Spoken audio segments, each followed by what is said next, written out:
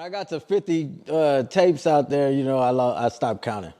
50? I know there's well over 50 projects, albums, mixtapes, and joint projects I've done with other rappers. Over 50 titles, yeah. Yeah, facts. I kind of counted, and stopped counting at 75. So you did well over 75, not including singles, because since then, when the game changed a little bit, you stopped dropping all these albums. Yeah. People, somewhere probably around 2009, 2010, people lost their attention span. Their attention span got real short when the internet came out and streaming services came out. So we had to start putting less music on the albums because it was just getting consumed too fast. Gotcha. So following, so real quick, how was the transition in your point of view when everything changed around that time? Was it easier? At first, we didn't understand it, so I didn't like it at first because we didn't know how we was gonna get paid. Because all we knew how to get paid was print up CDs and go take them to the record stores or ship them to the record stores, and that's how we got paid. So then we got rid of the record stores. There was no more record stores, so we were thinking like, oh man, how we gonna do this? And when streaming first came out, Spotify and all that, we weren't too savvy or know how to put the music on there. But shout out to my boy Gold Toes. He was out there in San Francisco, and in San Francisco there was a company called In Grooves. I think it's still around. In Grooves. So he worked with In Grooves, and so when he moved down here to Texas back around 2006, 2007. I was one of the first artists he reached out to, and he showed me how to it was ringtones back then. It wasn't really streaming. Right. It was like, he was like, let's put your music on ringtones. And that's what we did. We put our music on the ringtone, started making money from there, and then it went to iTunes and Spotify and Apple Music and all that. And then we realized, oh, this is better than selling your CD. Because before, you sell your CD one time and that's it. It's gone. They give you $10 for your CD, that's it. Now, it's like you're getting constant money. It's like a residual income every time they listen to your song. So it's better. In the long run, it's better. Because I've tried to put my own price on a project, and they told me the most I can sell it on iTunes was like $12, and or it had to be like a double disc or something like that. Because I was like, it's my project, it's my art. If I want to sell this album for $100, I should be able to sell it for $100. Right. You know what I'm saying? But they won't allow you to do that. You know what I'm saying? So I don't like that. You know what I'm saying? And I feel like if it's our project, this is my work of art, I should be able to put a price on it.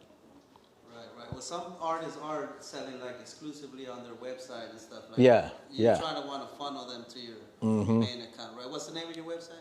LucianoTV.com. LucianoTV.com. Make sure y'all go and cop some. Shout out to everybody on lock, man. Keep your head up. Keep God first. You know what I'm saying? God changed my life around. I wasn't always living like this. You know what I'm saying? Meta knows me from back in the day. If you don't know, the guy behind the camera right here, that's Meta. Meta know me from way back in the Gap. You know what I'm saying? So he could vouch for me and tell you that there's a whole different new creation you're looking at right here, man. It is, exactly. We're talking about that off camera. Okay, so I came into the music business at a very young age. I was a teenager. And when I got around the music business, there's a lot of party lifestyle, a lot of VIP, a lot of clubs, a lot of bottle popping. When you go, these promoters bring you out to these events out of town.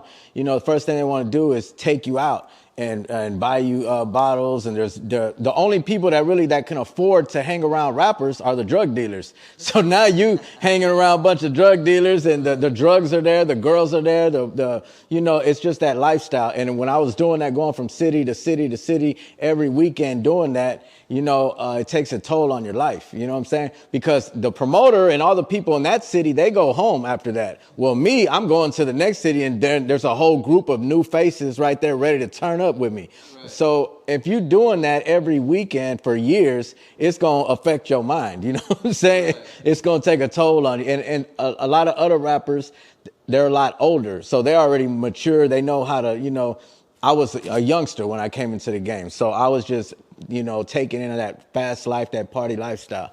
So when I got into my 30s, I realized that I needed to change. And, I started having kids, and I was, didn't want to be drinking and doing drugs and living that life no more. So I tried to change. And then when I started trying to quit on my own, that's when I realized that I had a problem because I couldn't. You know what I'm saying? Yeah. People don't know that they got a drug problem until they try to quit. Yeah. You know what I'm saying? You don't know you're an alcoholic until you try to stop drinking. Right. And then when you be like, dang, I can't stop. You know what I'm saying? I might do got a problem. Right. So that's what happened with me. I realized that I had a problem because I couldn't stop, taking pills or drinking or just, doing drugs and stuff. So, and I had kids. I got 7 kids right now.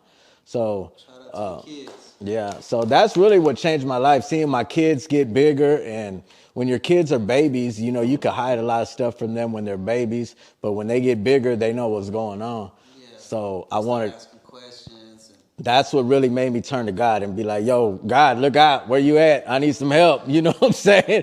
And I knew I was in a blessed situation. So I knew I had a gift. I knew I had a talent. I knew I was blessed. So I felt like I was taking that for granted the way I was living. So I just asked God, like, thank you for this blessing and this calling you got on my life. Thank you for this gift.